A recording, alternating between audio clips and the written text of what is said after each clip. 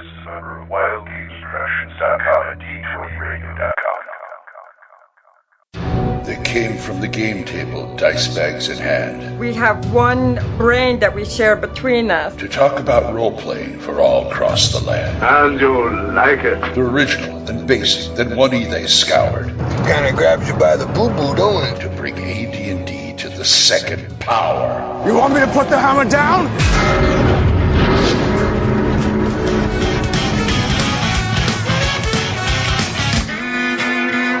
Welcome to THACO's Hammer, the best damn AD&D second edition podcast ever. The whole neuter beholder scene, I was just like, nope. Nope, I'm out. I just can't Well, do it. I knew we were in trouble in the first 5 minutes with that dragon that he was trying to control. Yeah. Well, yeah, I know. It was kind of ridiculous. I mean, cool. It's CGI and it looks nice and stuff, but that's a stupid dragon. I tend to agree with you. Yeah, but and the whole going through the death trap and the thieves guild and all that kind of stuff, that was kind of fun, Mm-hmm. But you get what you get. Hiya, folks. GM Glen here, talking trash movies about D&D. Hey, this is about D&D too. It's called D&D 2E, Splatbook 166 of THACO's Hammer. Yes. Title, You Move Like a Pregnant Yak. Thank you. I'm working on my figure. And Well, that's a shout out to Joel Gray from Remo Williams. oh, hell yes. Yeah, that is because when I started thinking about this episode, I was thinking about one of the last people that played my martial artist class, and his whole thing was both he and the other person who was playing a martial artist, they both liked having masters who absolutely berated them during their training. So yes, Like the cruel tutelage of Pai Mei. yes, exactly. And I love movies, almost good movies that you really like, those cult favorites who have people like that in them. Mm-hmm. I keep thinking of The Shadow. Mm-hmm. When the Shadow took him from his master took him wherever he is and started beating, am I dead? Not yet. Not yet. Exactly. Yeah, fun stuff. We're gonna have fun stuff here. Let's go to hits and crits.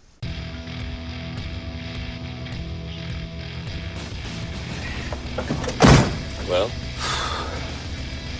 One thought he was invincible, the other thought he could fly. So? They were both wrong. Son of a bitch is dug in like an Alabama tick. You're hit. You're bleeding, man. I ain't got time to bleed. We're sending somebody in to negotiate! Anybody else want to negotiate? Hits and crits. Hits and crits. Hey, Brian, say hi. Hi. All about that. Oh, the drugs are kicking in. And pull on, say hi. Greetings, Gamer Nation. Yeah, Ba-dum-cha. I knew I wasn't going to get a hi out of you. Okay. Anyway, what's up, guys? What's up, Brian? Hey. I'm just working my butt off and trying to keep my sanity. I'm like a puppy on acid right now. Tell me all about it. Yeah, it's one of these things you're gonna need a rolled up newspaper in a minute. But yeah, I've just been working. Now that my financial situation isn't quite so dire, I actually am buying games. The latest. Whoa! Oh, full on. You'll love this. I actually installed Knights of the Old Republic.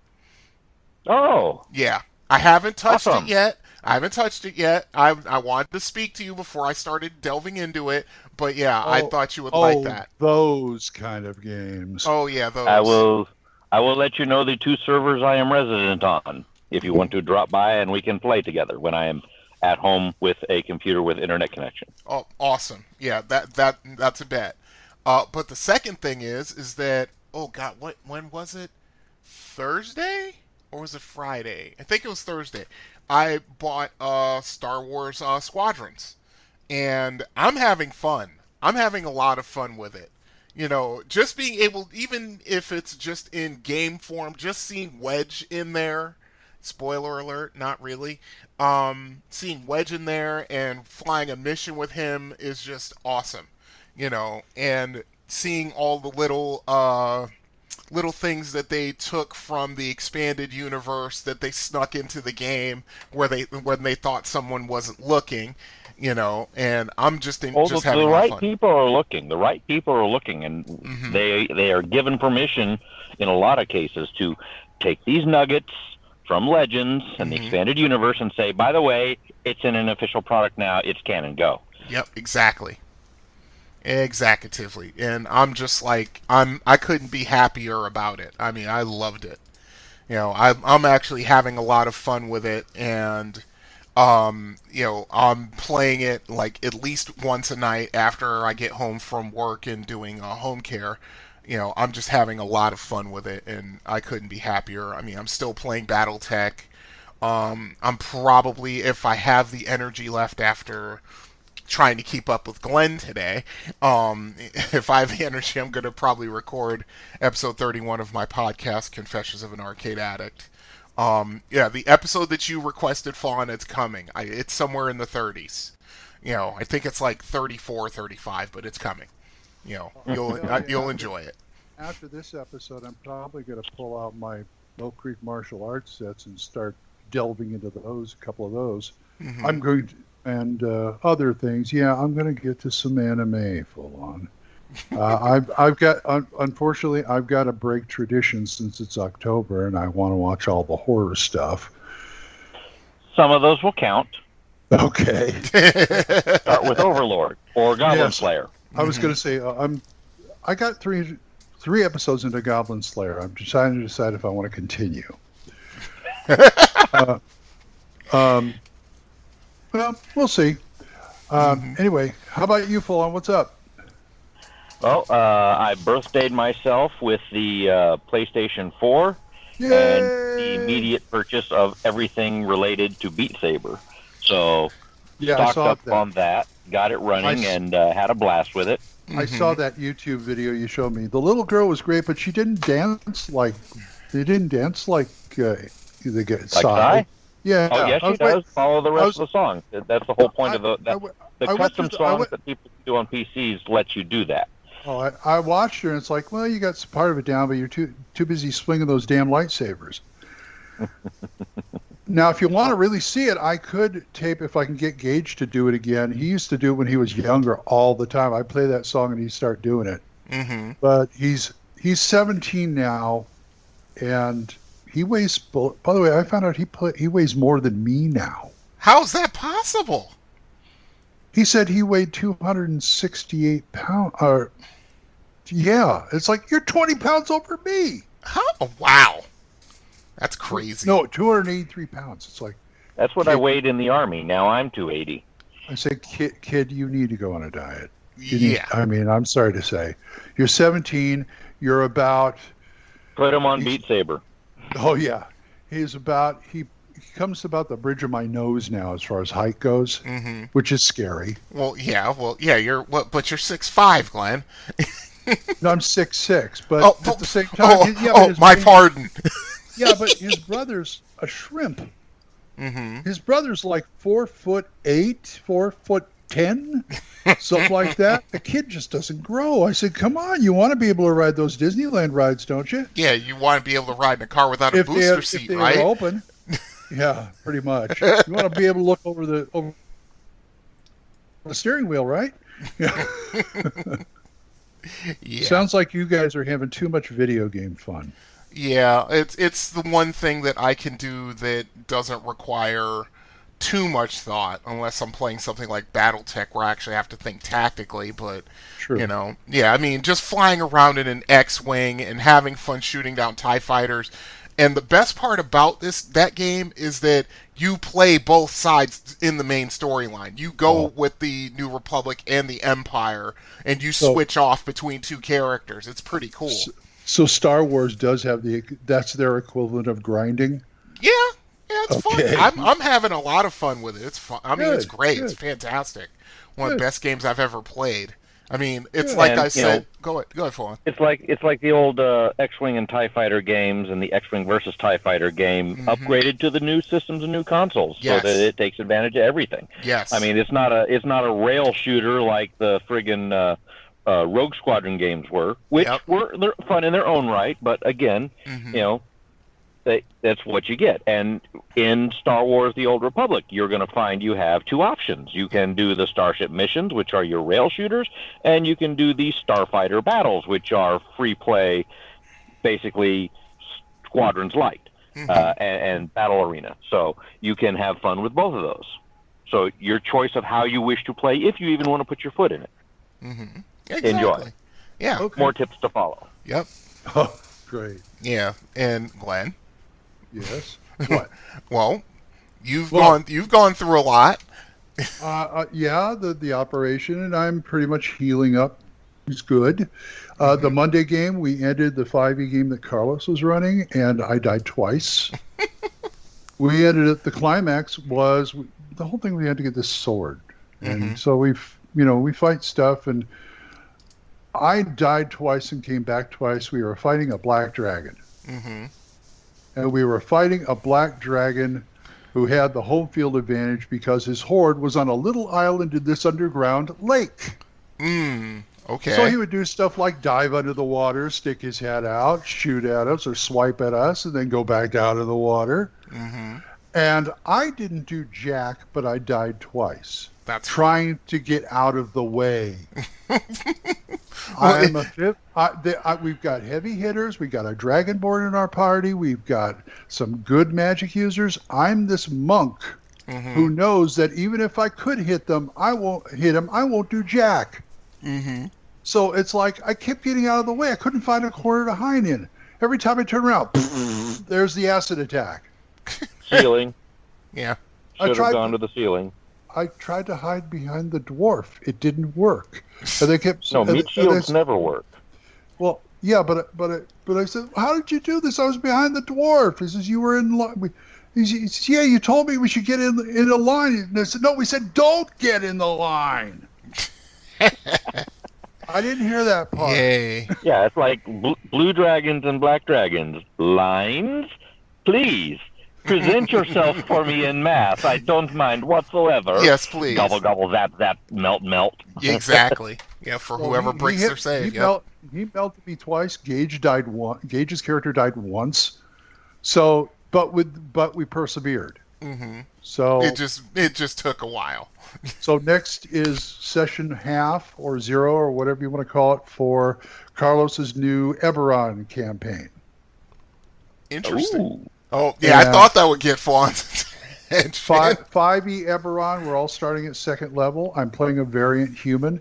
See, I did a lot of things on Gage's advice because he read up on this stuff.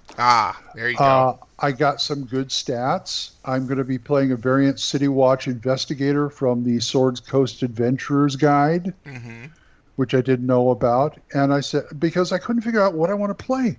I don't know what I love this game, but I've never played it before. And I thought, why don't I play LoJack? I never play LoJack. LoJack's that character I created for the Lumpers. You know, the comic strip and the audio thing I did. And it's basically me as a fighter. As I told Gage, you know what this is like, and he understood this. Is think of me. It's me as Philip Marlowe as a fantasy fighter. That's not so bad. Because I have my own quote-unquote adventuring company, which I run up, he runs above a tavern called the Lumpers Investigations. Right. And, I'm not going to play his cohorts, which is an elf and a dwarf who help him. But it's like, if you've read my novel that I wrote or read heard the thing, I always do everything in first person. And so I came up with some good stuff here. Right. And this is going to be playing while I play. Must set the mood. Yes. Yes. And if Carlos lets me get away with it, I said I'm going to petition for one magic item, which is a hat of holding, or in his case, a helm of holding, which is something he has. As opposed to a trench coat of protection. Well, both him, the dwarf, and the elf all have hats of holding. The elf, who is the magic user, made them at great cost. Yeah, great expense. Yes. But it's like, okay, that's why people said, why doesn't he carry a backpack? That's why. That's why. Everything's in your hat. Yep. He has a bastard sword he named Lucille. Uh-huh. And, I'm going to play him. I'm not quite telling the truth. I played LoJack once in Fantasy Hero. Uh-huh. It was a disaster. Why? Because, Fantasy Hero, it's hero system, so it's point-based. Yeah, there's that. And so, but with the points I had to work with, I could not make him effective at all. Ah. Period. And I played one game when I was in California with my old buddies from Caltech, at Caltech. Mm-hmm. And they said, this guy's pretty hopeless, isn't he? And it's like, not really, but Fantasy Hero really don't give me a break. Mm-hmm. Yep. So LoJack the Lumper is going to be played. I was going to play another monk, but it's like, I don't want to play another monk. Mm-hmm. You can get a little burned out on, playing. Thought about a Warforged, but too many people were standing up going, I want to play Warforged. Of course. Yeah. Why else would you play Eberron except to play a Warforged? Unless you're going to be one of the Illuminati gangster friggin' gnomes. Mm-hmm. Well, I'll prove you wrong. Of course. But he also said in this game, one of the things everybody has, what is it? Some kind of magical feat that everybody has. Everybody knows a little magic. Yeah. Well, that's Eberron. It's a high magic thing. Everyone knows a little something. Like a couple of cantrips or a first level spell or something. And it says, well, I ain't. Uh-oh. He says, unless you have some reason not to. I'm going to say, since they say arcane magic and clerical magic, or divine magic is different. Mm-hmm. He said, Eldritch mage magic is treated more like a science. Mm-hmm. And they said clerical magic is unpredictable because it do what the gods tell it to do. Right. Which is nice. So I'm going to tell them, Eldritch magic, the mage magic, I can't do, because I've got it canon in my stories that LoJack is allergic to magic, and he's allergic to this kind of magic. And I said, I'm not going to do clerical magic. He goes, why? He says, yeah, healing potions would really help me then, wouldn't they? Yeah. He says, I want to be able to take a healing potion, not have to worry about it. Because in the story, like in the novel, every time he's hit with some magic, I think he was enlarged once and shrunk once. And each time, right after it happened, he threw up. Oh, that's lovely. And it's just... So it's like he's more or less allergic to magic? Yeah, that's what I said. Oh, okay. Sorry. He's got a magic allergy, so I'm thinking, like, since he's an investigator, because I got some great skills and stuff like that, why did I make it where, okay, he's allergic to magic, which would make him sensitive to magic, the presence of magic. He could hunt mages. Okay. He could if he wanted to. Yeah, he could. And I've got to read up on the last war and everything like that, because I'm sure he was a vet in the last war. He was at least part of the watch of some city, and now he's on his own, which gives me the contacts and all that other stuff. Right. He's got a bastard sword, a crossbow, and a dagger. So I've got something to go on. Tomorrow we're going to have to, I'm going to talk to him and say, hey, here's the deal. Gage says, well, in my games on Roll20 and stuff, they call that a skill junkie. And so what's wrong with that? Nothing wrong with that. Nothing wrong with that. Absolutely not.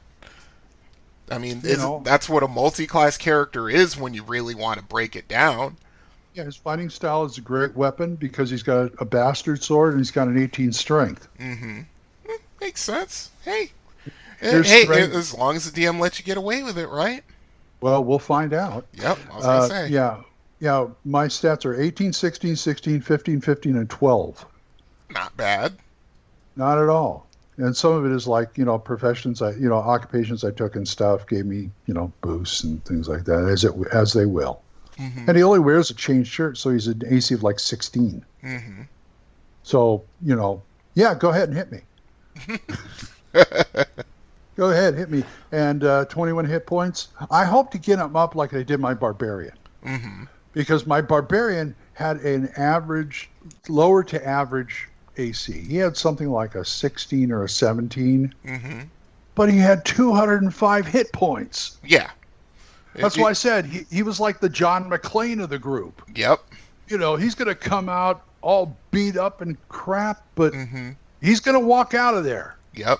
And whoever he goes up against just is going to probably end up going to be dead. I get it. Yeah, he's one of those guys the villains go, "Why don't you die?" Exactly. You hit like a girl, that's why I won't die. Yeah.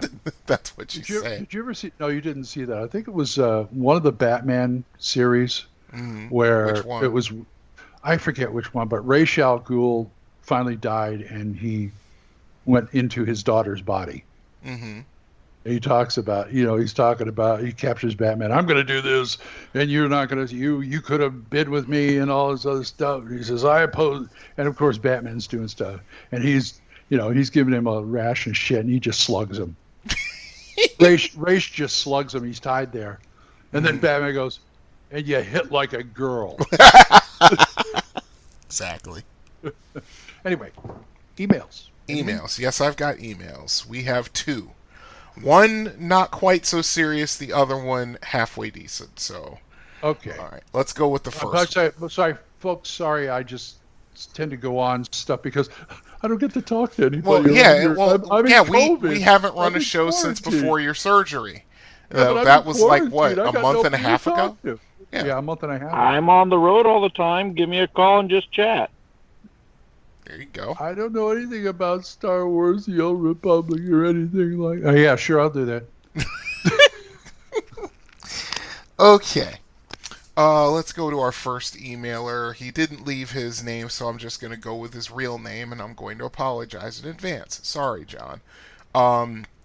He says, one listener was interested in the Keep on the Borderlands. I felt like I should mention Goodman Games Into the Borderlands, which is a reprinting of the original Into the Unknown and Keep on the Borderlands, plus 5th edition conversions of both. Seems like yes. Yeah. This is a response to when someone asked, dropped an email about Keep on the Borderlands, and we gave them our 2 cents. And by the way, Goodman Games, I think, just either is working on or just released their reworking of the Lost City. Oh, which I'm going to look into because I'm all about that. Because I like it, the fact that they put the original in there and the 5e version. Mm-hmm. Just that 5e version, they put more stuff in. Mm-hmm. So, yeah, well, anyway. I did like when they put out their modules, they would put out a 1e version along with a 3e version, which made it easier for me. They also did Isle of Dread that way too. Mm-hmm. Anyway. So, let's see. And what he said from there, if I can pull up my email, there it is. Seems like a good price for all you get, and Goodman is also doing the same for other modules too. Yeah, yes, John, we know. On to my questions. Hey, he's being a good listener. Don't get on him. I know. It's just don't rag on him. Oh, These are the people who keep us in business. What business? Oh, don't even get me started about that. Anyway, on to my questions.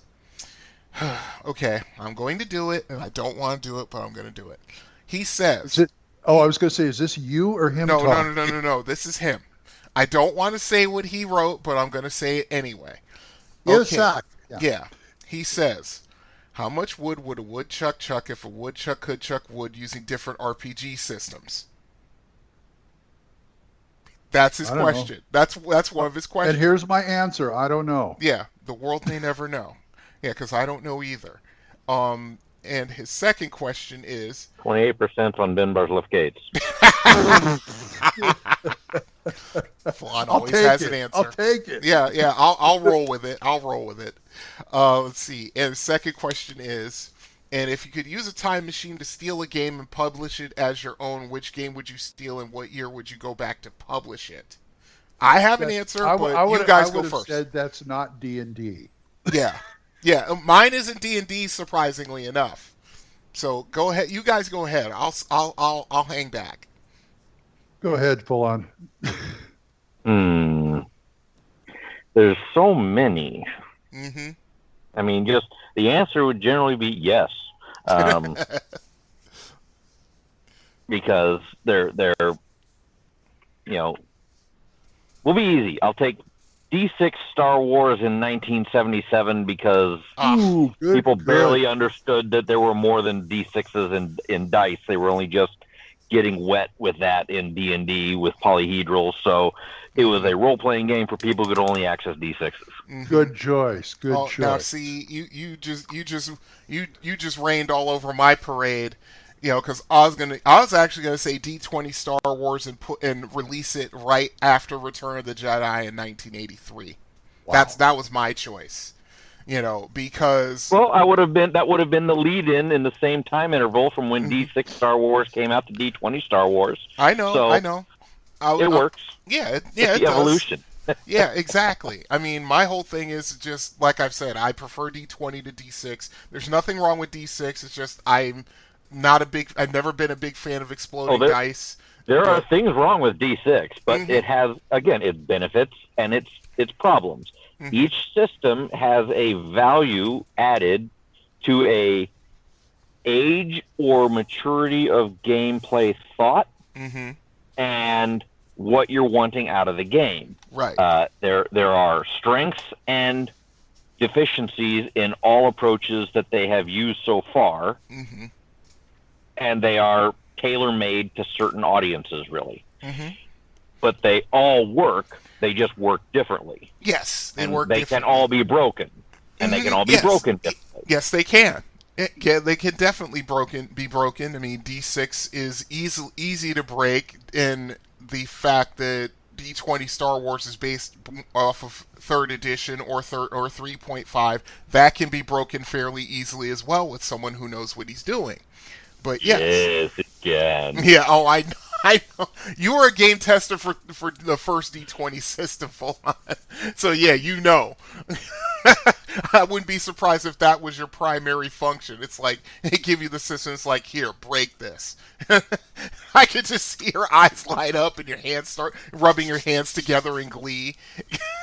This is good. I can make this work. This is bad. I'm not going to make it work. I'm going to replace it with... I deny your reality and replace it with my own, which I did 3 times.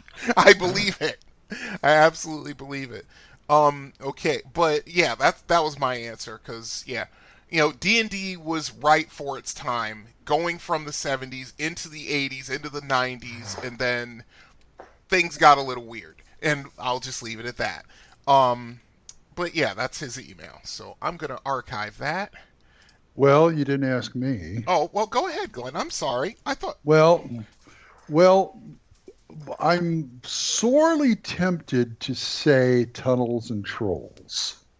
Only because that would be in the cusp of the early days of role-playing games. Tunnels and Trolls came out in like the mid-70s, didn't it? No, but it was the second one. Oh, the second edition. Saying. Okay. Second one. Okay. I'm also tempted to say Ghostbusters, but that covers the D6 Star Wars stuff too. Mm-hmm. But they had other systems that tried Ghostbuster RPG play. Yes, they did. Totally not D6 related. But the one I'm thinking of, and because it has been so near and dear to my heart, I'm trying to think of ones that I can actually make money on. Mm-hmm. And because thinking about the history of these games, it's like, well, that didn't do any good. Why do you think I said D20 Star Wars right after Return of the Jedi? Okay. Because it would make a crap ton of money. But my choice, because this game did fairly well and it still does, is Champions. I knew you were going to say that. Champions. Wait a minute. When did that came out in the early 80s, like 82, right? Something like that, yeah. Yeah, okay. But I'm thinking about it, and I've known the history of hero games and Champions and Hero System. Mm-hmm. But thinking about it, they didn't make a crap ton of money. But the point is, they got the nickname of the cockroach of role-playing games because it never would die. No. I mean, it was a cult classic RPG. Let's put it that way. But it's still going. That's the thing. Mm-hmm. And it's going even it keeps the pay. It's not one of these big games that like, oh yeah, we used to play it a long time ago, but now nobody does anything with it and stuff like that. No, that thing, it was consistent. It may have gone through a few hands. Yeah. It was consistently, maybe not in the top 5, but at least in the top 10. It was always around. And it is a big fan base. Mm-hmm. Yes, it is. Yes. So, yeah, I think math majors all. Sorry. Yeah, pretty much. I'm sorry. I couldn't help it. I'm sorry. I think I could do quite well with publishing that my own. But when would you publish it? That's my question. Oh, well, I didn't know that was I thought that was just your little peccadillo. Oh, no. I mean, if it came out 82 and it was always, like you said, it was always around. Every RPG store that I knew of going through the 80s had Champions in it. Well, I'm telling you, yeah. I think it came out the right time. Yeah. I did. Because it was before Marvel and DC got mega big. Mm-hmm. Well, see, yeah, that was my second one. I was thinking about Marvel superheroes, but like 1981 instead of 1985. I think. It came into the right time of like the Marvel timeline and the DC timeline. Mm-hmm. Now, if it came out, I don't know how well it would do once the Marvel movie conglomerate started. Well, I don't know how well it would have done. Well, it would have had a good 15-year run before Blade, because that's when Marvel movies really started. Was Blade in 97, I think, or 98? Or no, 96. It came out in 96. Yeah, all their Marvel movies before that were all TV things. Yeah, they were terrible. Yes, right. And they were terrible. Spider-Man and Captain America, I'm looking at you. What I like about Hero in 82 is the fact that most of the players would base it off their comic counterparts, which were a lot more feasible and a lot easier to work into a role-playing game. Mm-hmm. Oh, I just thought of another one. You know, paranoia into the JFK era of the Cold War. The early 60s? What? Yeah. Wow. Just when everybody was freaked out about nuclear war and bunkers and the computer and commies and mutant traders. You could put Twilight 2000 in there. You know that game that came out that did kind of well. I mean, you can still buy it on our drive-thru RPG, but that game Solid, do it like in the beginning of the 70s when the blaxploitation movie genre. Oh, wow. You know what? That would have actually gotten traction. Trust me on that. As a child of the 70s, when most of the movies we were watching, either they were either blaxploitation movies or they were kung fu flicks.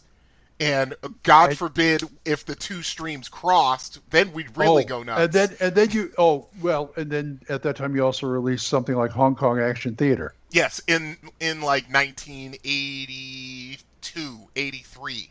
Yeah. No. Go back even further, like 78. Like the time of the 36 Chambers, 1978. You know, what? Or if you really wanted to go crazy, do it right after Enter the Dragon. Yeah. Yeah. Or, Solid would have been great. What kid wouldn't want to play like Superfly or, my God, I could play Dolomite. Trust me, Glenn, I know of where I speak. I grew up in the hood in the 70s. That's what we, as kids, were doing. We were seeing these movies, and we were immediately trying to, we were immediately pretending to be these characters. I'm going to be Shaft, because I'm a bad mother. Shut your mouth. That means that, wow. You mean I could have played Dolomite? Yes! Whoa! Yes! I just don't have the poetry for him. So yeah. You have to speak in rhyme. That's the thing. Yeah. But thank you for that letter. Yes. Tom, John. got us going there for a second. Very nicely done. Okay, second. Dolomite. Yeah. Dolomite is my name. Yeah, exactly. Exactly. Okay. Second email. This is from DM Rob. Okay, Rob, go ahead. Okay, he says, "Hey, Hammer Wielders. Just a couple quick comments on some stuff from more recent episodes that I thought was interesting. First, I love the Basilisk religious nexus that you created in your brainstorm segment. Probably going to steal that one. Hey, that's the highest compliment right there. Hey, just remember to give us credit. That's what we made him for. Yep, exactly. Just give us credit. One change I thought could be cool would to be to have the cult of Ao, the high god, be the ones running the place. They don't have priestly powers, but would make a lot of sense as neutral agents looking to keep the peace. Yeah, that actually works. I like that. Yeah, that worked. Yeah, but the problem is that the cult of Ao are not interested in almost anything. They would be sort of like the, walking up to the 17th level high priest and saying, "Cool your stuff." Yeah, chill, because because you don't want Ao coming down on your god because of what you're doing. Things like that. Yeah. Yeah, he a man. Yeah, he is. But he's like utterly uninterested in anything else but what's going on with the gods. Right. Which was the main reason why the Avatar trilogy started. Let's see. You were going on. You were saying. Okay. To continue. I also wanted to comment on how I do perception in my game, since it's come up a bunch in the range of episodes I've been binging recently. Rather than use a static wisdom or intelligence roll, I use a prime requisite statistic that relates to the most closely associated class for whatever they're trying to perceive as the stat for the roll. Yeah, that's interesting. For example, if it's a situation where someone's trying to size up an opponent in a battle to see a weak point in their armor, I might use strength as a stat because it's representative of a fighter's skill set. I kind of disagree, but I get where he's going with it. I still like average of intelligence and wisdom. I just do a separate stat altogether. That's what it because what it too is. many people use intelligence and wisdom as dump stats. Too many. That's too bad. It's the way it should be. Yeah. Intelligence, wisdom, add them together and divide by 2. I mean, the only way strength works is if you're like, I pounded on him for the last 5 minutes, and I noticed that he has a slight shift and absorption in his left arm when I hit him with the shield on that side, so I can take advantage of that. Yeah. Or you can just watch the fact that his arm droops. Yeah. Yeah. I mean, that relies on you engaging in a test of strength, or dexterity, or whatever, or even just exchanging blows for a couple of combat rounds. Yeah. Yeah. I agree. It's, but I'll save it for when I'm finished. Okay. It's a thing. Yeah, it's a thing. Or if someone were trying to pick out who looks suspicious in a crowd, I might use charisma, since bars are the type to be well suited to reading a crowd while performing. See, I could use intelligence or wisdom for that. Actually, wisdom. That's the whole thing. It sounds like he's just like overthinking it. Yeah, Glenn, you hit it right on the head. That's exactly what I thought when I read this email. I thought he was overthinking it. It takes some intuition and in-game judgment to do it right, but it's been working well for me, and my players seem to appreciate not having a wizard or priest to always be the one who is able to notice things, just because the stats that are important to their class also happen to be the most often associated with how perception is typically rolled in D&D. Yeah, I get that. On the other hand, if it works for you, keep going. Exactly. Yeah, if it works for you, fine. It's just, I just rather just make it a whole different stat. I mean, you're already the master of the run-on sentence. So... No, actually, it's the way I'm reading it. Actually. Oh, okay. Yeah, because I felt myself running out of breath, so I'm like, let me finish this sentence before I pass out. This is also where you can advocate for the skill challenge to be the replacement for the generic perception check. That sounds more like what he actually wants to get as a result. Yeah. So there you can turn around and say, okay, between a combination of approaches, whether it happens to be your intelligence and wisdom average makes a perception stat, or if it happens to be you are a rogue who has the sneak attack skill and therefore are adept at detecting sneak attacks, or the various skills that are actual, ambush feats and stuff like that, so that they give you advantages to generate ambushes and to react to them, danger sense and stuff like that. Yep. You can give the party as a whole an array of options to get success at a challenge, whether it's perception-based, skill-based, stat-based, class-based, whatever, and get a saving throw-based, any of the above will give them a opportunity to be successful and advance the story, and you make a skill challenge out of it. And it can be based on skills, it can be based on feats, it can be based on stats, it can be based on saves, any of which that's appropriate for the character for the situation they're facing. Right. That's the more concise way to structure that. Right. And it may help. Okay. Works. So, and he says, anyway, keep up the great work, DM Rob. Thank you, Rob. I appreciate that. I do. I really do. Yes. No, I'm not BSing. Yeah, I really do. Yeah. Oh, trust me. The emails are so rare nowadays. Yes, they are very much appreciated. Kojo, I'm looking right at you, sir. Yes, we take them. We saute from them. From Ann Arbor to to where you are in the greater Grand Rapids area, looking at you straight down I-96, sir. Because we haven't gotten an email from him in months. If that's what turned you on, go ahead, Glenn. Hey, I'm trying to get an email to show, Glenn. Stop. Anyway. I can't stop, otherwise we lose listeners. No, I guess. Yeah. Anyway, if you guys want to email us, you know where to go. THACOshammer@gmail.com. Ha ha. Yep. And a phone number. Ha ha. Yeah, that is area code 405-806-0555. Ain't I clever? I made it my own area code. Yes, you did. And that way you can have your dulcet tones right beside ours. Because we love voicemails just as much as emails. Yes, we do. Yes, we certainly do.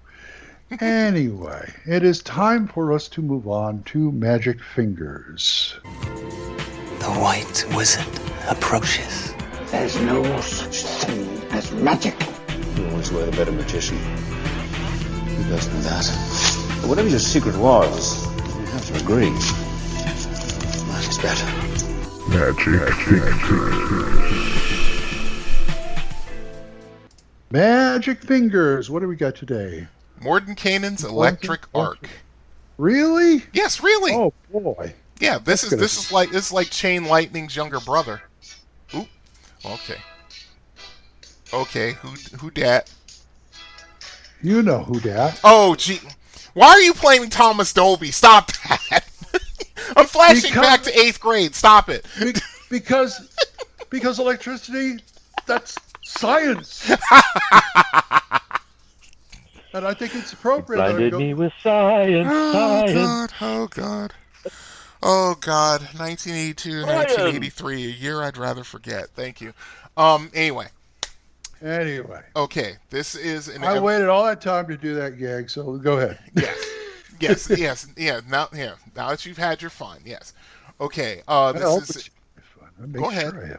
Are we done? Are you done? Yes, we're done. No. Okay. We're done. How different would Weird Science be if it was Anthony Michael C. Hall? Wow. That would be different. And I should have played that song. Anyway. Anyhow.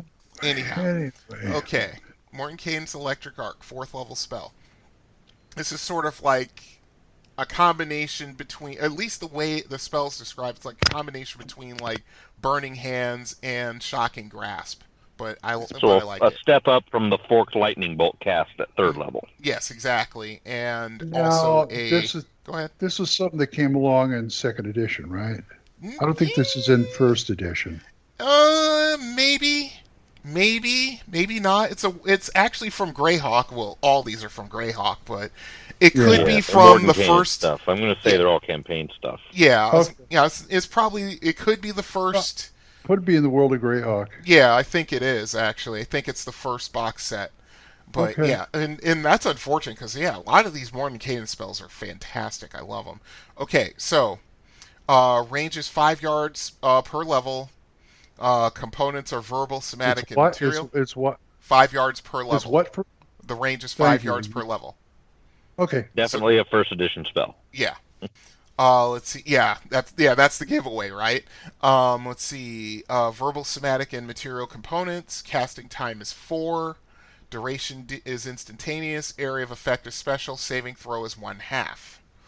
Okay, this spell causes one or more flashes of lightning to erupt from the caster's fingertips and strike one or more opponents. One arc of lightning will be evoked for every 3 full levels of the caster. So 3, 6, 9, 12, 15, so forth. Each electric arc inflicts 1 to 6 points of damage plus 1 point per level of the caster to a maximum bonus of plus 10 per arc. Saving throw versus spell reduces damage by 1/2. The spell is most effective when each electric arc is directed at a separate opponent. Only one arc can strike a target in a combat round. Others striking the same target have no further effect. The material components for the spell are a bit of fur and a glass rod, just like a lightning bolt spell.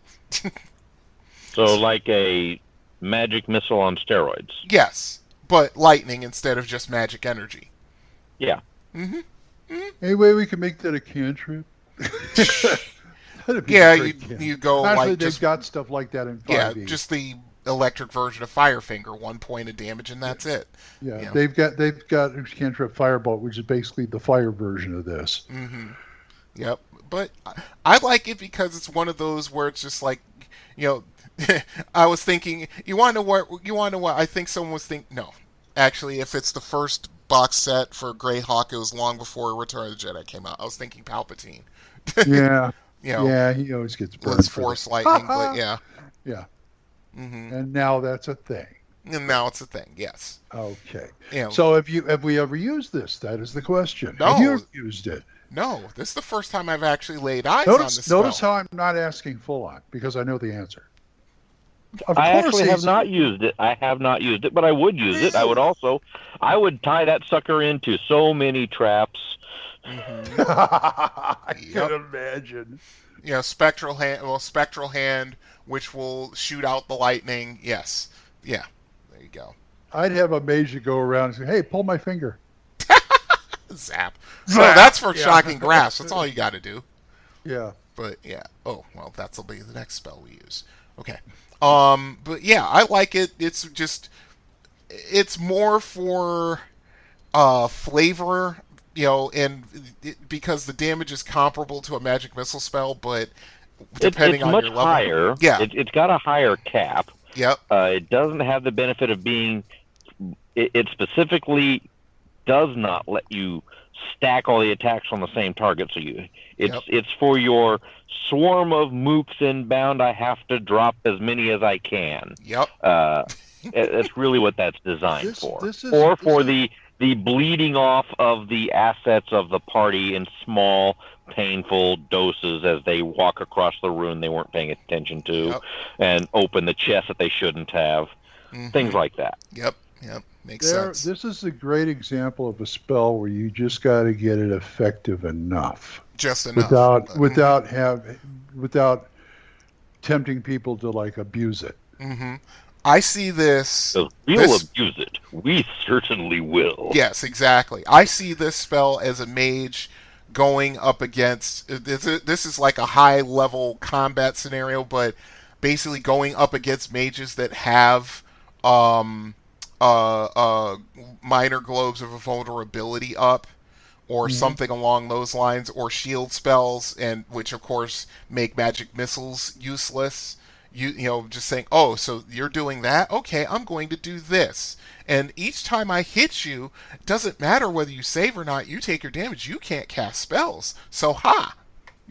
Well, that's the whole point of counterspelling things. And concentration. Yes. This is the Wizard's Duel. We're getting into the Wizard's Duel area of that kind of thing. Yes, he's going to counterspell. He's going to counterspell. That's the whole idea of a wizard fight. Yep. But if if you've got an encounter with a whole bunch of different people, that can be annoying. Yep. And it's and like Falon said, and this is a way for also a wizard, if you're being charged by the horde of orcs, or at least a large group of them, the mage can take down, depending on his level, you can take down several of them easy before he. Before everyone closes to melee. So yeah, I mean it's got multiple uses for sure. You know. It just comes down to, how do you actually use them? It's a good question. Mm-hmm. Anyway, sounds like a good spell. I wouldn't mind using it myself. In first edition, second edition, or any other edition. I'm sure they kept it up through the years. Mm-hmm. Can you do me a favor? And also it's in the Wizard Spell Compendium too? All right, half of a cup, please. Hello? Would be. I could check, but I'm not near my books. Don't worry about it. I'm just pontificating and. My pardon, Glenn. My son came up. I had to talk to him for a second. How dare you talk to your son? Yeah. Well, Yeah, I know. Anyway, try this out and let us know how it works and if you survived. THACOshammer@gmail.com. Mm-hmm. Definitely a thing for loading into a ring of spell storing. Yes. Without a doubt. Yeah, that's one of those spells. Oh, yeah. You can put in a ring of spell storing, and that's going to do quite a bit of damage, especially if you have a 18th level wizard put it in the ring for you. Oh yeah. Mm-hmm. That's why this is charging up those lightning-based wands and staves. Now you're talking. This is the reason why you buddy up to those higher level wizards. Mm-hmm. Yep. Hey, do me a favor. I'm going out to kill this ogre. Can you, do the thing with the ring? I've got these brass knuckles of spell storing that release spells on contact, and I'm going to put them on my monk. Go ahead and charge me up, and we're going to show you what shockboxing really looks like. and then there's that. And what? You wanted to know how to abuse it. I'm just stepping up to the plate. I didn't ask the question. He did. Yeah.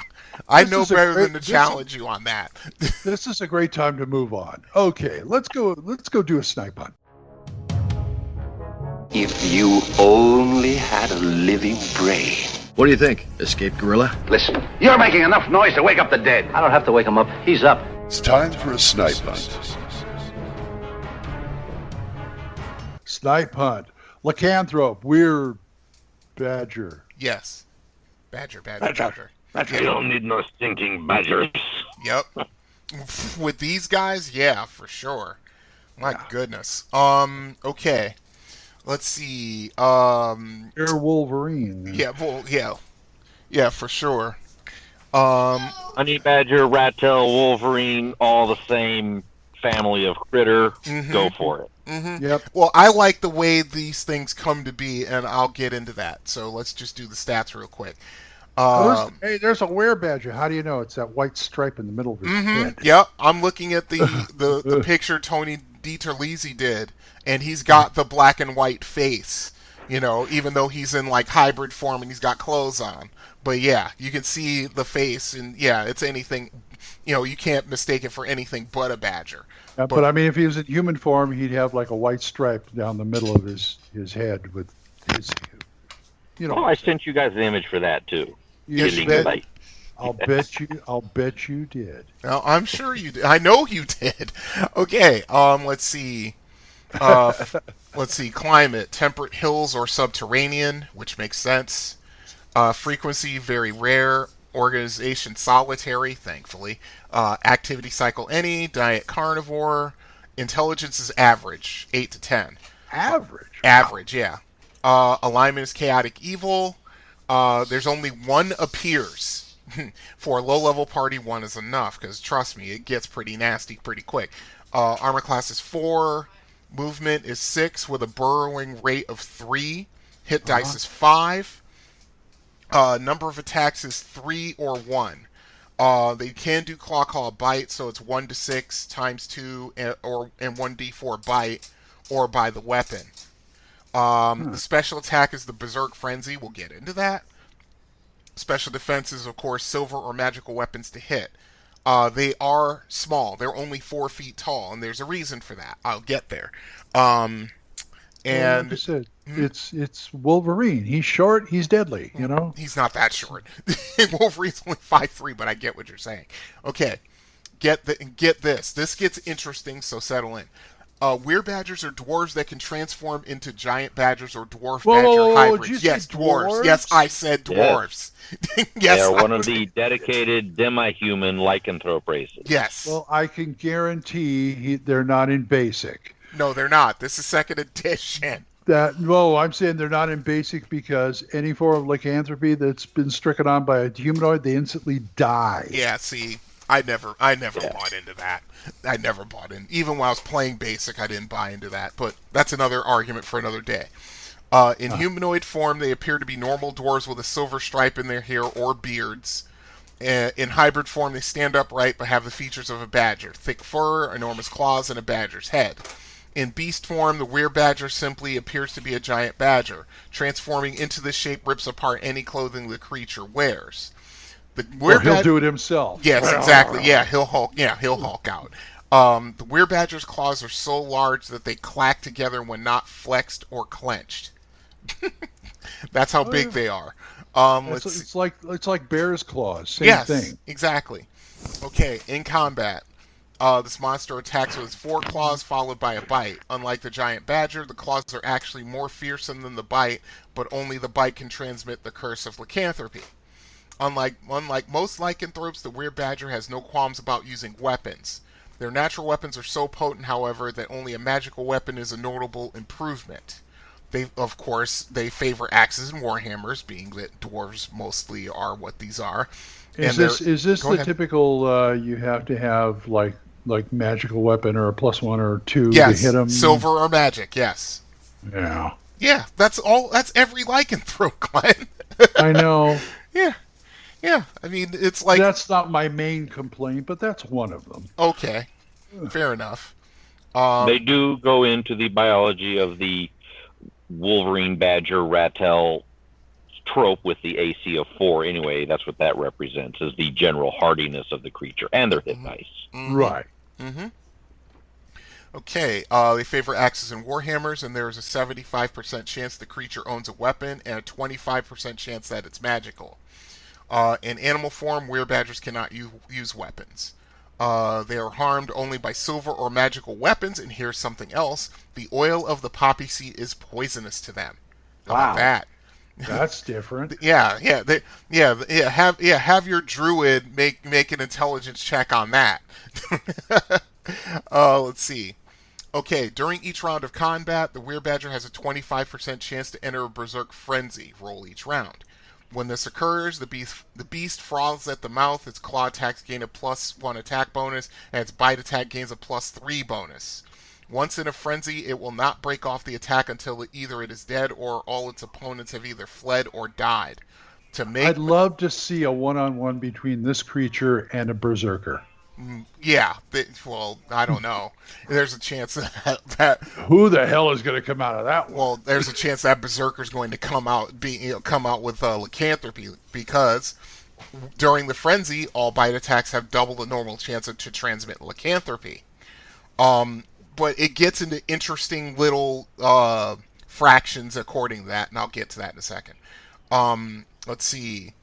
Werebadgers tend to live on the fringes of society when they choose to live amongst others at all. They choose professions that allow them to be alone or excuse bursts of violent anger.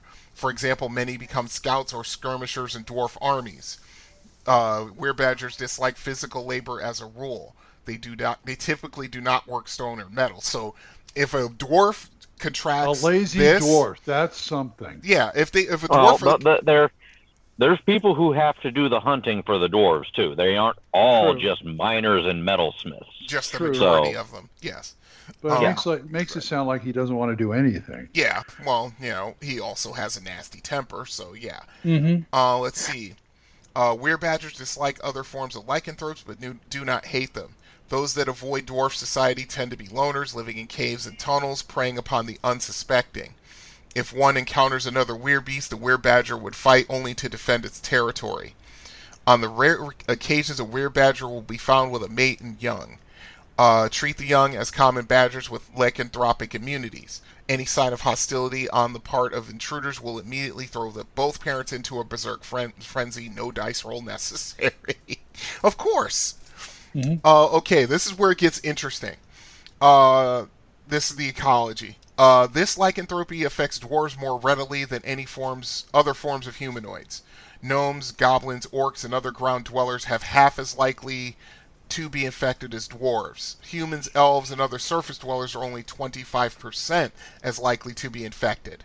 So, depending on the race of that berserker, there's either a really good chance of him of contracting lycanthropy, or there's a really bad chance, depending on what race that berserker is. Because if it goes that way, now if they're just fighting normally against a human, it's like 1% per every 4 points of damage he does, and if he's berserk, then that increases to 1 in 2. And with dwarves, it's like 1 for 1, and then it's 2 for 1. So it's like you got to juggle these numbers in your head. Deal with them. Go ahead. Are they good at tunneling? And I'm not talking about dwarven tunneling. I mean, with those big claws and They have a move rate of 3. They have a burrowing move rate. Yes, they do. In their stat. Okay, that's what I mean, burrowing. 3. Yeah. They've got a move rate of 3. It's not great, but it's enough to make a difference. Yeah, for sure. And let's see. I can imagine a infestation striking say a Duragar or a Svirfneblin warband, and being a plague on the house of some Darrow or Drow somewhere. I like that idea. Yeah, I like that idea a lot. And this is one of those where the enemy of my enemy is my friend for a moment. Because all of a sudden, you're, say, going up against Drow, and you run into a bunch of werebadgers who've seen you fight the Drow, and you come to an understanding. God help you if you have a paladin in the party. Yeah. That's one of those, choose your lesser evil kind of things. Okay. Yeah. I think it's time for me to do a little rant. Okay, go. A slight rant. You mentioned that, this is going to be, I'm going to try and do it here so I don't have to do it for every lycanthrope. And we have a lot of them to go. You mentioned alignment, chaotic evil. It bothers me that they're all some form of evil. You want to know what? I agree with you. No, I agree with you. They are not. I'm talking by most the of book. them. Most of them, yes. By the book, they are not. There's a majority, but there are some that are not, including the werebear and the weretiger. Yes. You're taking the wind out of You're taking the wind out of my rant. He has the soapbox full on. Let him have it. But it just bothers me that on the whole they become. The other one I really feel comfortable with they're running other than evil is a werebear, because they're neutral. Right. But I'm always the one to want to go against alignment. So I'm not saying there can't be any good one. Yeah, I can't see werebear good, weretiger neutral. Yes. Yeah. Okay, werebear good, weretiger neutral. But I'm saying I don't mind doing that. I've done that with other things before. My God, I got a chaotic good vampire in my world. So, I'm not that, but I just don't. I'm never. Okay, I can see the evil, and so even the original, even Larry Talbot, I never considered evil. I considered him an animal. Sure. Yeah, animalistic. Yeah. When he was a wolf. He's got the animal intelligence. He's got the instinct. But he's not inherently evil. And most of these things are inherently evil. And I just don't understand why we can't. I'm not saying to understand them or something. I can't stand that crap. But just for varieties. Yeah, that's what I'm saying. I could agree with you. But go ahead. Go for it. There's ways that you go around that. There are many, many options. One, the author is always right, so you can change it. Two, there are in-game resources that could alter things, from helms of opposite alignment to wishes. Well, that's why I said someone in the course of trying to cure their disease gets some sanity. Maybe it's only the alignment that affects while they're in beast form, or maybe they actually do get a reprieve from the alignment. Or they are making their saves, and just miraculously for the last 20 years, they've been making their alignment saves and haven't shifted in the course of the transformation. I wouldn't have them shift at all, but the point I'm saying is maybe when in their were form, they don't go evil, they go animal. Yeah, but that would make that would make them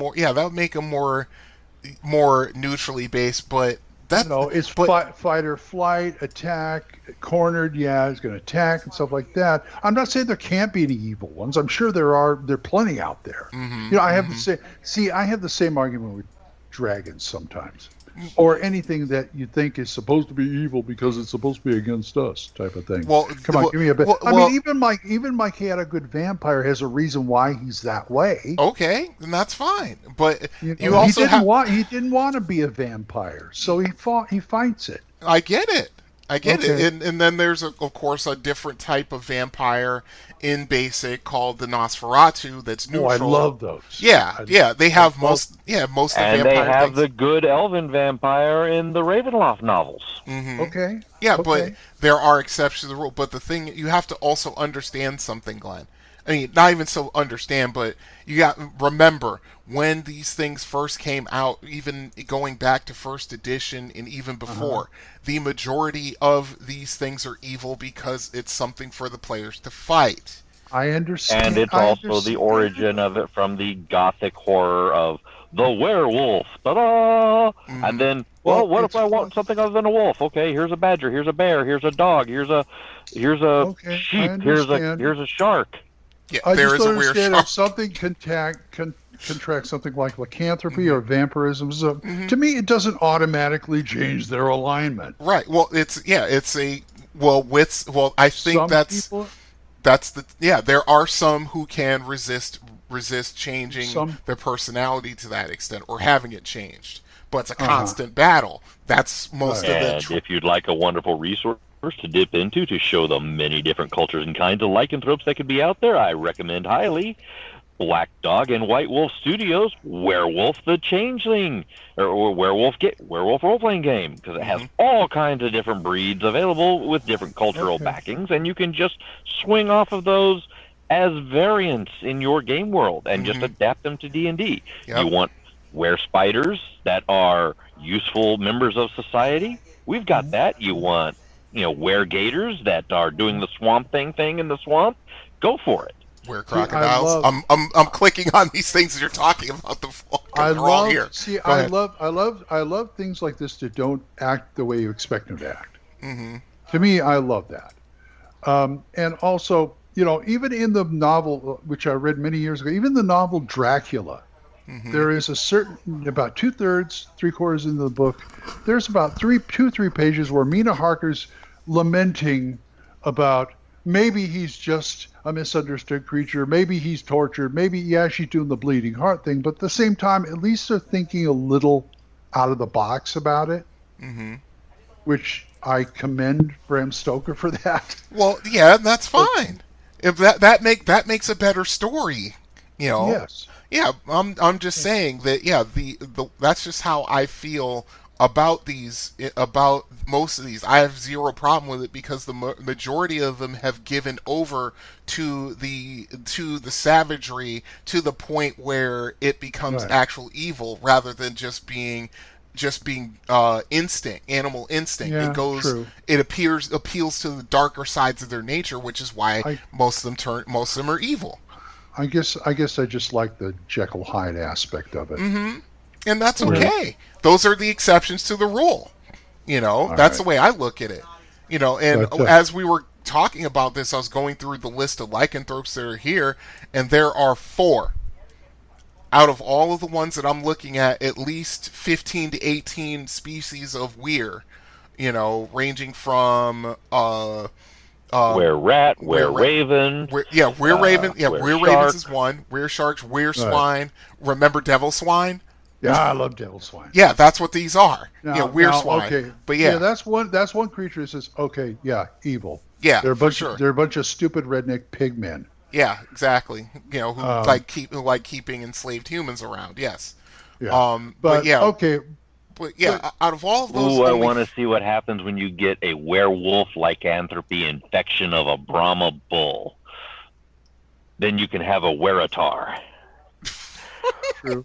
Werewolfatar, which looks like something that escaped from your Hordling creation roll table from the monster manual too. Anyway, we're getting off track here, and my rant's over anyway. Okay. Oh, by the way, folks, if you ever read Dracula, read the annotated Dracula. It's a lot easier to get through. I read the annotated Dracula, and I think it kept me from putting the book down many a time. But anyway, go ahead. Mm-hmm. Oh, I'm done. You had nothing else to say I'm about good. were badgers. We were talking about were badgers, folks. Remember that? Yes, we were. But yeah, I'm good. Okay. There are applications of the were-badger that you can see in popular fiction, from the appearance of the dwarf were-badger in the Forgotten Realms with their appearance. You can see anime like Killing Bites that have mutant badgery people, so you can see what that's like. Everybody's popular Wolverine. He's called that for a reason. Same family, same tree. These will give you ideas of where this is going and why. Okay, no problem. Yep. Anyway, you guys want to talk more about this? Go ahead. But if you want to talk to us about it, you can thacoshammer@gmail.com. How about that? Yep. All right. Okay. Everybody's favorite coming up, DM Brainstorm.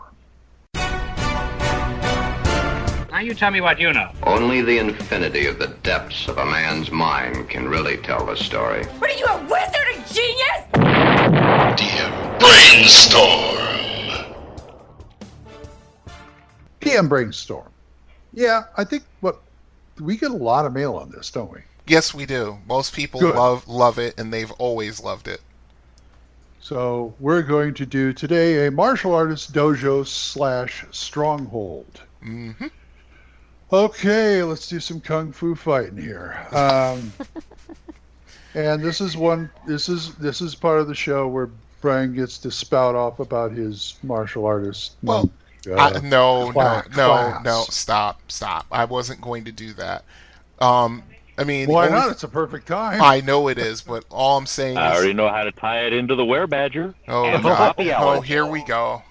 Oh, you think I've learned by now, but no. Anyway, well, I use this as a base because we did the Monks Monastery several episodes ago, which is coming, folks. Be patient. You know, as I have 2 hours free to do editing, and my brain doesn't feel like it's spilling out of my nose and my ears, I will get them out. Trust me. But passed a long time ago, like stones. Thanks, Glenn. Oh, come way to be supportive, Glenn. Thank you. Lighten up. No. It's not something I can lighten up about because everyone is on me about it. Jeez. And I basically have to tell people, it's like, look, if you want them out faster, how about you learn how to use an editing program? And you can do it for me because I don't have the time. Sorry. Anyway. All right. I'm calming down. I'm calming down. I'm sorry. You know me. Anything for a laugh. I know. It's a Guys, sensitive we're going to have you topic. take it into the ring. Let's talk about what the ring looks like. Okay. Yeah, the octagon. Oh, jeez. Go ahead. You're going to teach us Rex Kwon Do? Forget about it. Oh, my goodness. In a world of Far Eastern tropes and stereotypes, in a village surrounded by wooden and paper structures, a single compound walled in on all sides, with a gate that says martial arts trained here, surround an open, dusty courtyard marked with an octagon. I don't think they advertise dojos, do they? Some do. Yeah, they had the big thing, stealing the sign, big offense. You know. Mm-hmm. Oh yeah, that's a massive offense. All the old Chopsaki movie tropes. I saw that one. Yes, that is a massive offense. What was it? That was Your master thinks he's so cool. That was I will show you how wrong you are. That was Fist of Fury, I think. When because it was basically the Chinese came, they were arrogant, and they were constantly treating the Chinese terribly, and that was one of the things they did. They came and attacked the dojo and killed the master and took his banner and all this stuff. And Bruce Lee's like, "Oh, that's not happening." Well, that's one of those Bruce Lee movies that are mistitled and stuff. That you know, it's called one thing, but it's called another because somebody screwed up over here. And, Yep. I can't remember which. Yes, not the one with the ice factory. That's the one I saw. That's the Chinese Connection, isn't it? Yeah. Not the one with the restaurant. They actually have like 2 or 3 where That it's was the Return actual. of the Dragon. There's a dojo and there's a competing dojo, and they're just at war with each other, and they I was thinking first beat each other up, then they start killing each other, and then they go into the blood map, blood grudge. Yeah, that's I was thinking. Go ahead. I was thinking of Kung Fu Genius. I've never seen that. Yeah, a guy starts a dojo, and then another dojo gets mad, or all that kind of stuff. The usual chop sake stuff, anyway. Yeah. So now, where are we going to put this dojo? Okay, Underground. Now, see, the way I did it was with the class. When a martial artist reaches 10th level, he is automatically, whether he's mastered his martial art or not, he's automatically recognized as a master. So he can either build a dojo in a city or a town. It has to be like a moderate-sized town, with enough population that the local populace will be like, somewhere I want to learn how to do or the that. river. Yes, exactly. But or he could build it out in the wilderness if he wanted to go that route. And we've seen that. Where you have the martial artist way out in the sticks somewhere, and if you want to learn, first you have to get to him. You have to climb the mountain. There's only one way up, and it's fraught with all kinds of peril. It's like, how much do you really want to learn, boy? Okay, climb this mountain and reach me if you can. That kind of thing. So it can be done either way. A Demon Slayer. I know. I still have to hook up my Blu-ray player. I've got all. I didn't send you Demon Slayer yet. I was going to say watch that. That one's on like Netscape or Netflix or something. Okay. I'll have to get my Netflix back to check it out. Anyway, so okay, I could look at my DVD box and point to a half a dozen films that fit all of those. Yes. Exactly. Yes. Because that's how most of them started. Stone and wooden walls, square compound, multiple in buildings. Are we going to hide? Are we going to hide? Okay, are we going to hide this dojo? No.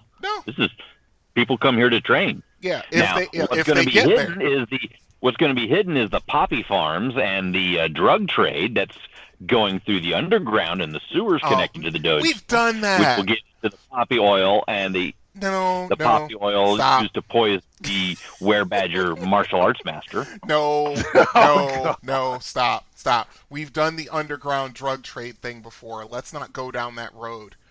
Okay, We've done it before. Wide open. Go like into the Badlands, where it's just it's a plantation of poppies. Oh. So we can, and it's guarded by their martial arts trained warriors. We've done that too. So let's do one that has a white slave trade at the. Oh my God! Why does there always have to be a yes and? When did this turn into improv? Well, slavers. It's brainstorm. It's always been improv. Slavers have always been in D&D in one form or another. I'm aware. I don't want to do that. 4 modules dedicated. So no slavers, no drug trade. The big conflict here is going to be city politics and dojo politics then, or it's a dojo that's teaching one way and the military or the police are trying to pacify the population and you're not allowed to have dojos. Of course. Well, see, that I can go with because that's how most martial arts developed. That's almost exactly how most martial arts developed. But yes, go ahead. Counterfeit fortune cookie making. No, Glenn. It's just a thought. You can smuggle the drugs through the fortune cookies. Well, it's nice. It's just nice to know that that your surgery ordeal hasn't dulled your wits any. Damn! I wear deodorant too. Yeah, how about that? But anyway, I'm okay with the out in the wilderness one. I mean, either way works for me, but yeah, the Out in the Wilderness one is interesting.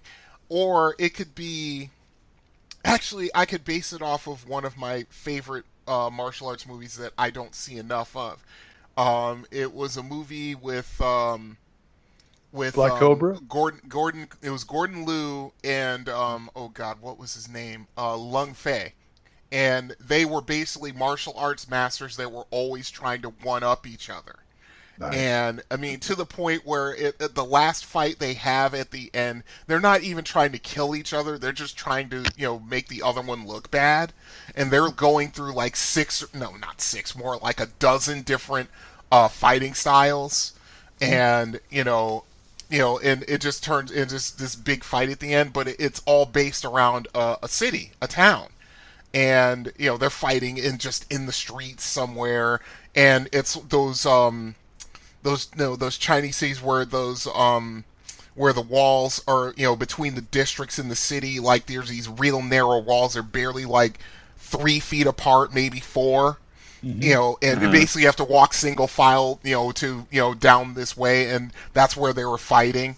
But okay, that's what I've got in mind. But if whatever you guys want to do, I'm cool with it.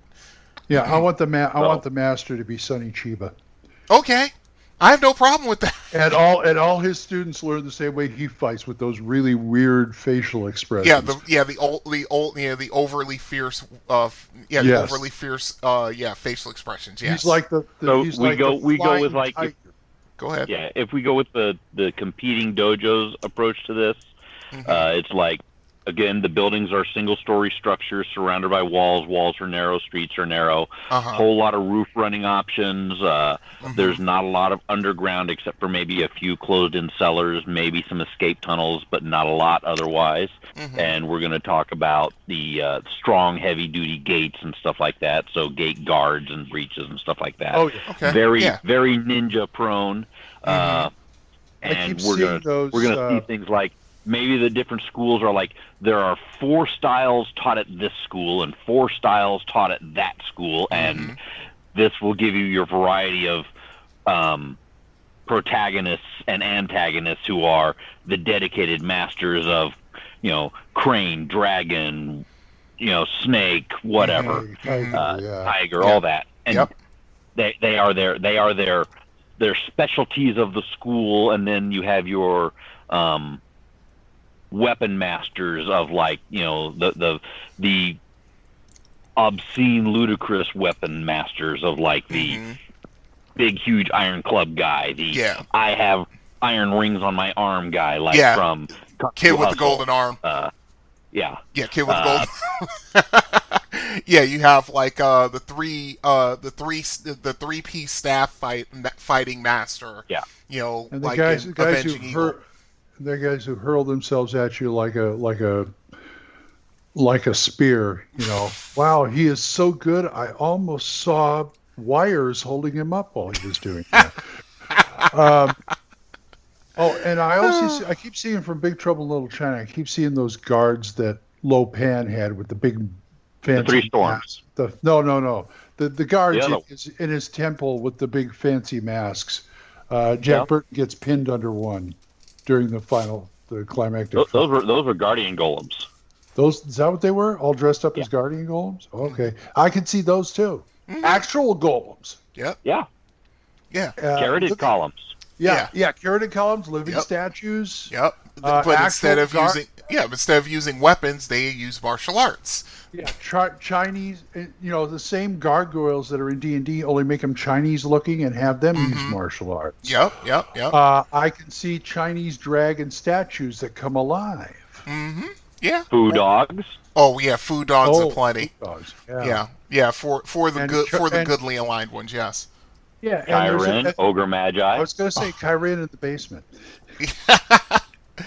Or the transformed Chiron, anyway. Secret master of the quote-unquote evil dojo is Ogre Magi.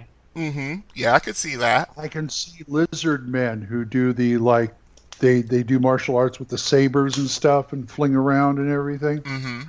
I love that stuff. Yeah, and of course, if you're going to go that way, then we have to have the the ninjas, the secret ninja society and their hidden dojo out in the wilderness, and that's one of the reasons why all of these masters came to this area, because they were originally sent early in their adventuring career to help pacify the area, because the ninjas had completely co-opted, this town.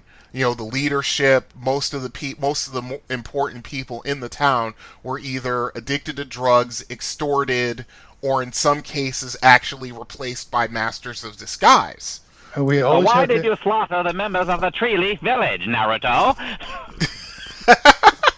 And I want to see one noodle house where nobody fights in there. Come on. That will never happen. That would be the bar run by the highest level martial artist that no one knows who's the drunken master. Well, done. Or see, I wanted a noodle house where nobody fights. It's not a truce, but the old man who runs it can kick everybody's ass. Of course, but they don't know that yet. He's this like umpteenth level. Actually, let's do both. The two dojos are on opposite corners of the square town, and the bar and the noodle house are on the other opposite corners. Okay. With the drunken master and the noodle master. The noodle master is like this ancient guy who you think like you gotta blow at him, he'll fall over. He could kill you with the chopsticks he's eating his noodles with. Right. This lends into that bard class bard martial artist I was thinking of doing, whose performance art is the teppanyaki chef from your Japanese steakhouse. Are you trying to make Ryoga? Or not Ryoga? Oh God, what was her name from Ranma? Oh goodness, I'm so terrible. not Ranma. Literally, the guy who does the cooking at the Chinese steakhouse display, he gets bonuses to attack you if you are on the table. I like that. But yeah, I mean, I actually like that. That's pretty cool. I like that. And he goes at you with the short knives and the cleavers. Yeah, yes. But I need a chopstick themed martial art. Yeah, that's the noodle master. How do you think he eats his noodles? That's true. Yeah. But okay, now that we have the area in the region established. Yeah, established. Yeah, it's sort of like a freaking what's that painting? What's that kind of painting? Where all the colors are thrown together and it's art. I can't remember it. Anyway, so like a Jackson Pollock painting. Thank you, a Pollock painting. That's exactly what I was thinking. Thank you. I just couldn't remember the name. But now that we have our Pollock painting, now let's see. So we have the two opposing schools, and let's just say, for argument's sake, that they both had equal success in rooting out the ninja clan that had infested this city, and infested is probably the best word. I mean, unless you really want to get crazy and start throwing lycanthropy in there. But I'm not averse to it. I know you're not. I know that you're not. Both schools had more or less equal success in rooting out these ninjas and either kicking them out of town or killing them. I think one clan was more along the lines of, we're just going to get them out of here, so we can start rebuilding this town. This was over the last 50 years.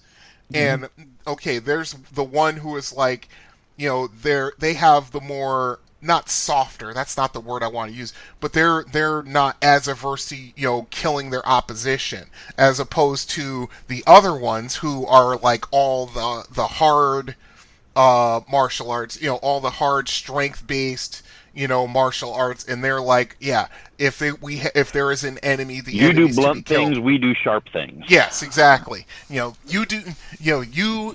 disable them and you take them and get them out of here. We just kill them.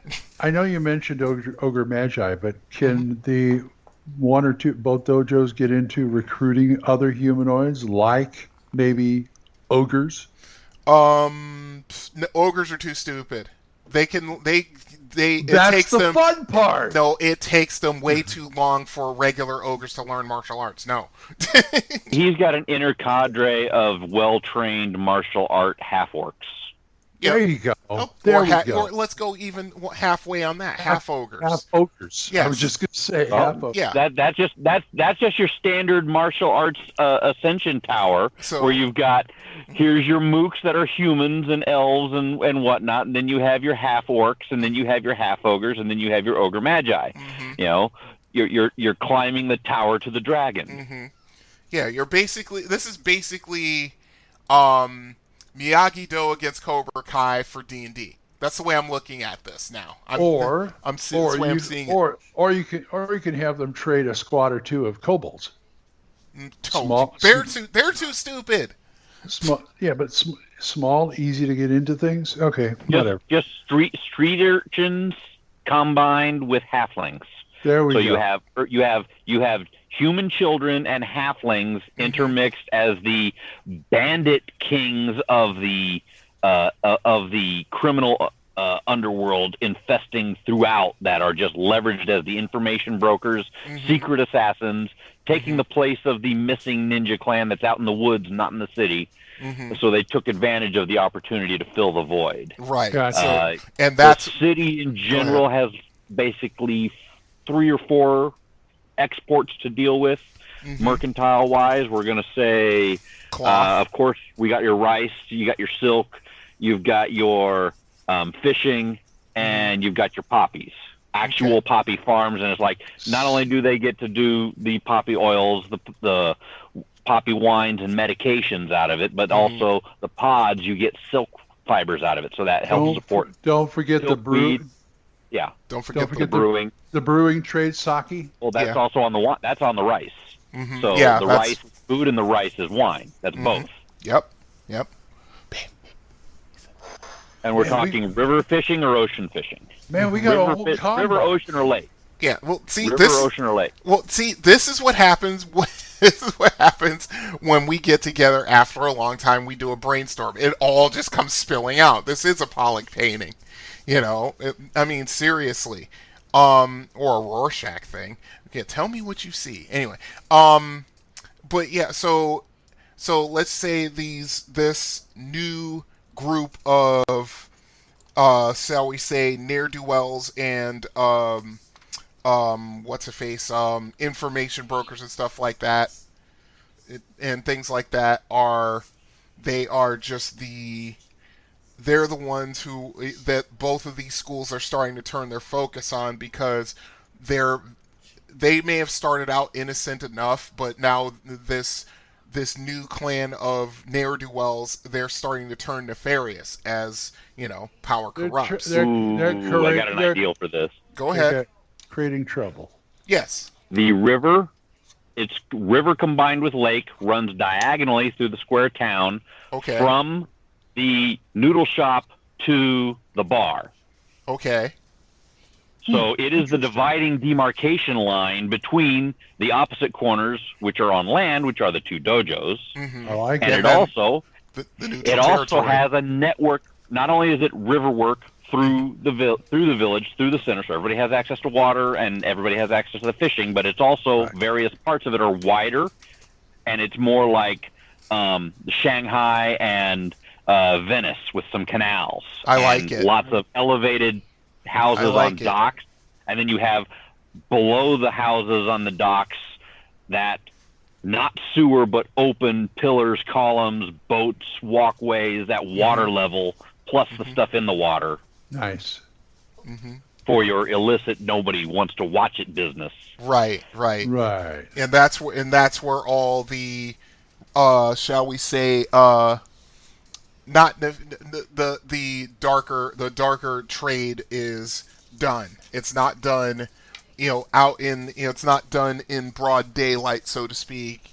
But if you want to do these things, if you want to, get down and trade and stuff that is looked upon unfavorably, by, not only the students of the 2 dojos who are also kind of the de facto police force, but if you need to It's more like the mafia. Yeah. It's more like the classic Italian mafia, not in America, but in Italy, where it was the families were the protection, legitimate protection. I was thinking more like the Yakuza. The neighborhood zone. Yeah, same thing. Yakuza or mafioso triad. type style. Yeah. Yeah. So it's just they run illegal trade, but they do it more or less honorably. They'd be like lawful neutral, or things like that. Go ahead. That means there can be a black market. Yes, of course. That means we can have. Yeah, but you said ogres were too dumb. How about an ogre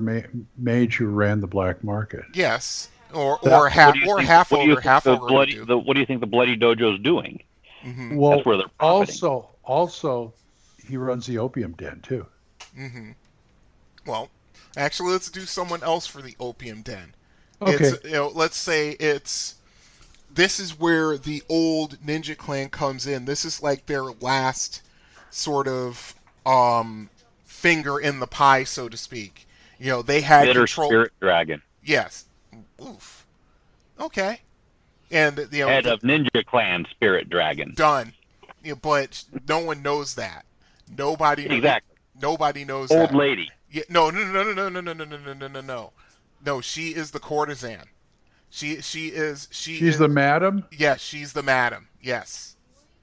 And that's like going for super hot. Oh yes. Comeliness 19 at least. If not 20. Dragon Lady. Mm-hmm. Okay. Literally the Dragon Lady. And of course, it's still a thriving business because, with the location of this city being where it is, and you have men of all kinds of moral bent in the city. And laborers. Yes, exactly. So it is a thriving trade. Yes. You remember the problem three? Is go ahead. Yes, go on. No, the problem is that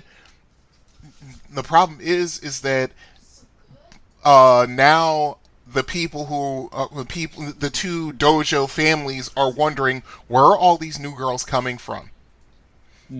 Because they've got a couple of people in there who are, spying. Maybe even one or two of them are one of their pillow agents, so to speak. And they're reporting back and saying, yes, they're getting in new girls at least once a month, twice a month.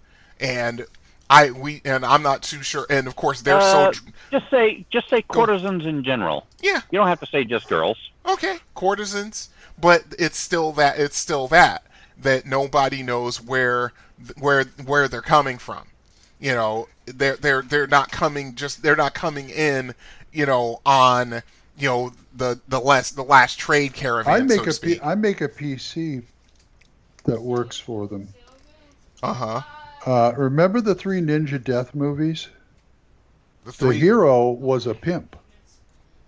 No, I've never seen that. No. Ninja Death 1, 2, and 3. Well, it's on the box set I gave you, but when you get around to seeing it, but right. Yeah, the hero, he was a pimp for the whorehouse. Oh, risky business. Yep. Yes. Risky business works. And he's the guy who would he'd be shilling outside the whorehouse for guys who walk by at night. Hey, come on in, we'll treat you right, we'll give you some tea, da da da da da. Yeah, that makes sense. I like that. But he was also a martial artist. He was a hero. So. Everybody's a martial artist in this area to one extent or another. Oh heck yeah! I mean, except for like the lowest class of denizen, and even then, the day laborers of the fishermen, the farmers, and the rice workers and brewers.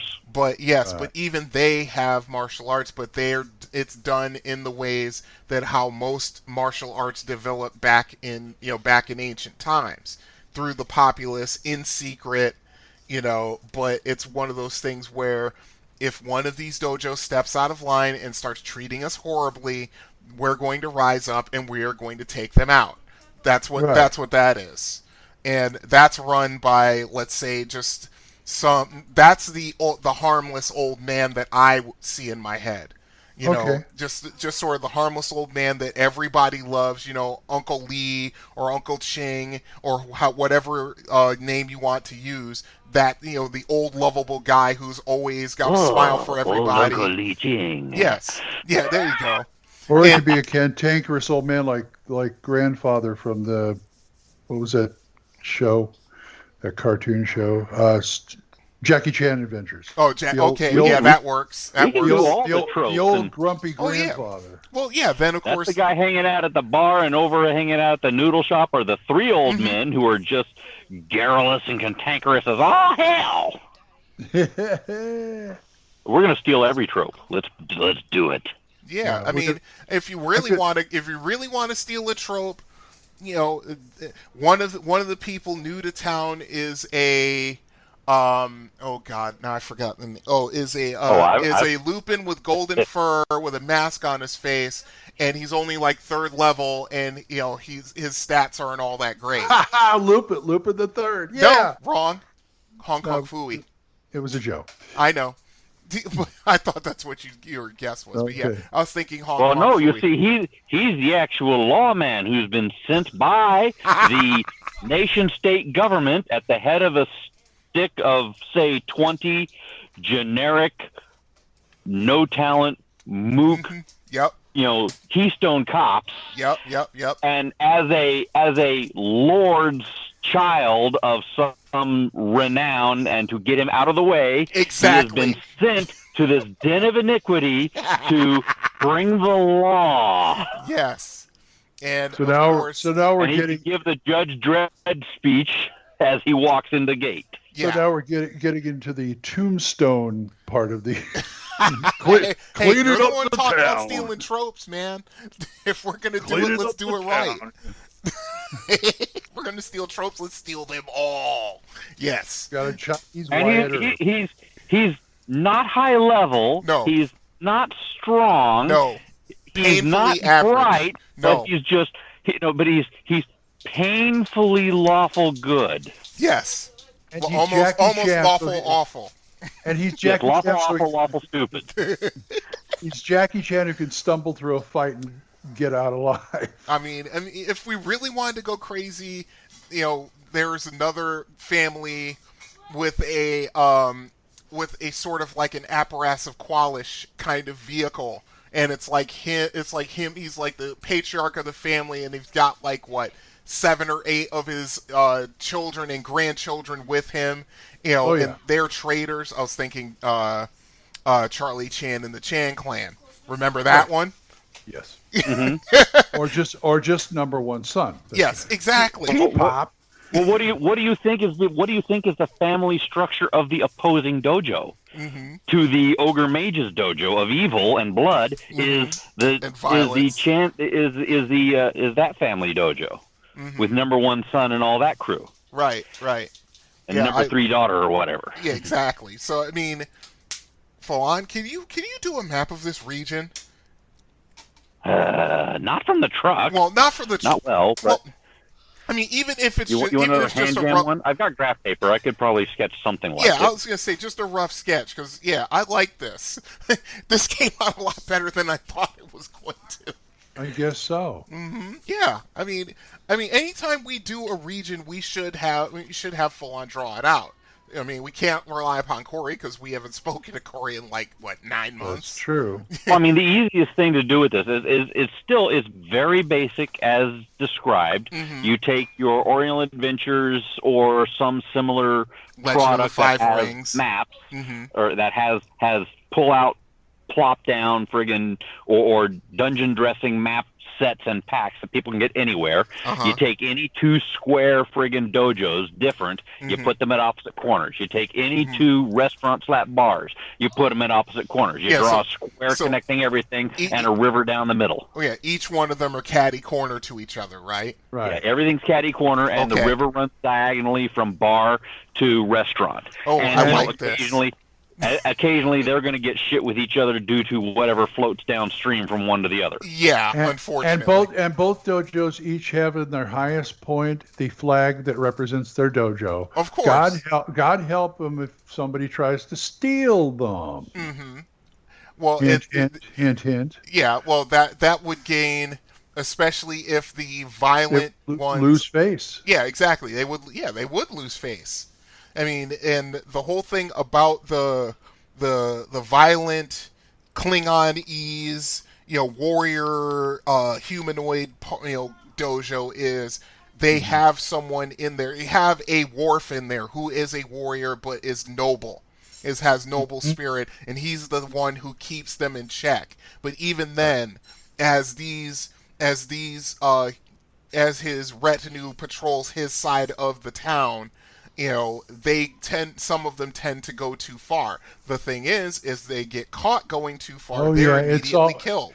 So it's always the the young, inexperienced ones who are all hot-headed and everything. Exactly. Yeah, they're always the ones who are just going. We must get revenge. Far. Yeah. And then the ninja clan that's retreated outside of the walls of the city into the wilderness surrounding has been infested by a jumping vampire. What? Wow. The Oriental jumping vampire. That's right. Okay, I'll go with it. Get your Oriental Adventures monster manual out and check it. I know. I was just thinking. Pull my Oriental Adventures book out and check it. Oh my goodness. Oh, I'll look this up while we're talking. I've heard of those. Julie told me about those. Mm-hmm. Yes, it's the Oriental trope vampires rather than the Western trope vampires. The Eastern vampires. They're really weird too. Yes, they are. Which reminds me, I still need to write some rules about vampires and level drain and all that fun stuff. Anyway, they are plotting their revenge on the city and are doing everything they can to spur on and incite conflicts between all the various things that are present, from the noble lawmaker to the opposing dojos to this black market trade to the opposing restaurants to disrupting the labor forces and their export. Yes, that's where and the chief agent for that is the Dragon Lady. That's what she's doing. She is, and not only is she providing. She wants to make the money from it. Well, the ninja clan of vampires wants to burn everything down in blood vengeance. And who's running the whole? And who's running the whole town? David Lopan. Yes. And God bless James Hong. Anyway. Yeah. Oh man. Okay. You can have tunnels that actually go beneath the river and can end up having chambers that will be. You can have the chambers flood on people for the hell of a thousand. The hell of a thousand hung upside down thieves. I was thinking of throwing him into the lifeblood of the earth. Well, that's down below that. You mean oil? No, I mean lifeblood of the earth. What's that? 6 demon bag. Oh yeah, 6 demon bag, right? That's how you drink. He'll come out no more. He'll come out no more. Yes. Oh my God. Anyway, folks, we just gave you a buttload of martial arts stuff you could do. We just described the next isekai anime that somebody's going to have to draw for 5 seasons. Yeah, or 5E. Anyway, something. There you go, folks. And if you want to talk more about this or tell us how wonderful we are for coming up with this stuff, THACOshammer@gmail.com. Yes, sir. Oh, yes, sir. Time to close this flat book before we get roundhouse kicked. Double damage. Pretty much. Say goodbye, Brian. Oh man, my brain hurts. Goodbye, folks. Too much in too short a space of time. Full on? Oh, you know me. I'm just sitting here with my werepanda meditating in front of the scroll that is a mirror sheen finish, showing that I was the secret all along. I thought you were going to say wear pants for some reason. Special wear pants. They will not break when you turn. Yes, you can have those made. Those are magic items. Yes, they are. Yes, they are. Their spokesperson is Bruce Banner, but don't know why they're all purple. Yeah, they're all purple for some reason. Yeah, I don't know why. Anyway, this is DM Glenn telling you, we'll see you next time when the hammer comes down. I'll take us hammer. Bye-bye. Wear pants. They're purple because of the special ink from the poppies, which means that they are poppy oil infused purple pants, which you can then kick a werebadger to death with. But only the kick work. Oh, okay. Wow. THACO's Hammer theme is provided by the Diablo Swing Orchestra. You'll find them on Jamendo.com. All other additional music for this episode was provided by Kevin MacLeod. You'll find more of his music on Incompetech.com. Be sure to visit our website at thacoshammer.info. If you have any questions or comments, email us at thacoshammer@gmail.com. Remember, that's an O, not a 0. You can also find us on the second edition forums at osrgaming.org and at purpleworm.org. Or give us a call and leave us a voicemail at 405-806-0555. See you next time when the hammer comes down on THACO's Hammer.